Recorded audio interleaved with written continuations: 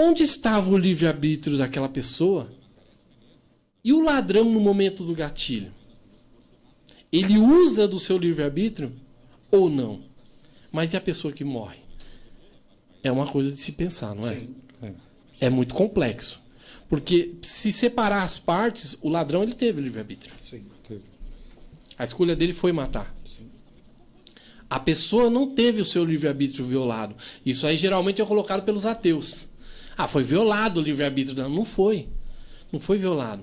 Foi uma tragédia. É uma coisa que a gente ouve até o Rodrigo Silva falando, que é muito interessante. Ele fala assim que existem, como jogo de ludo, a vida. Ele fala que existe o homem, né, o ser humano, o acaso, Satanás e Deus. Né? O acaso, ele acontece por acaso. Vai. Que nem o Rodrigo fala, fura o pneu do seu carro, foi um acaso. Né?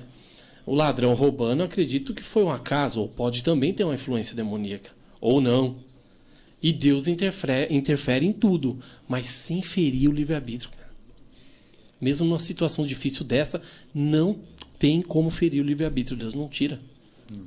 Ou ele tiraria? Círio, o que você está falando aí é muito interessante, porque, segundo algumas outras linhas, assim como disse o Wagner, que eu também respeito muito, né, mas ela choca um pouco com as nossas ideias que são bíblicas, não que deles não sejam, também são, mas elas se chocam, porque dá a impressão... Inclusive nós estudamos com professores calvinistas, Sim, né, que são uma bênção de Deus, e convivemos muito bem, né? Nossos irmãos fategianos lá, que estão nos ouvindo, aos nossos professores, que Deus abençoe grandemente eles. Mas parece que há uma guerra de dois deuses, o Deus Pai com o Deus Filho. Mas por que, Cristiano? O que está acontecendo aí? Porque o Deus Pai, soberano, predetermina todas as coisas, inclusive as coisas ruins. Alguns vão dizer que, inclusive, quem criou o mal foi o próprio Deus. E aí ele envia o seu Filho, e as Escrituras vai dizer que Jesus veio desfazer todas as obras do mal. Então dá a impressão que o pai está guerreando com o filho, porque o pai envia em sua soberania para que tanto o bem quanto o mal aconteça. E aí o filho vem para desfazer a obra do pai. Então é muito complexo você não entender o livre-arbítrio.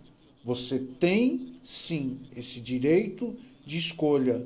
E isso é uma das maiores riquezas que o homem pode possuir. É uma prova de amor, né?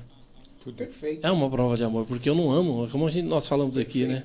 O professor Fabro fez uma definição muito... Professor Jorge Fabro, um abraço para ele, muito né? rápida. Arqueólogo. Sobre o que é perfeição. E ele definiu em uma frase tão pequena.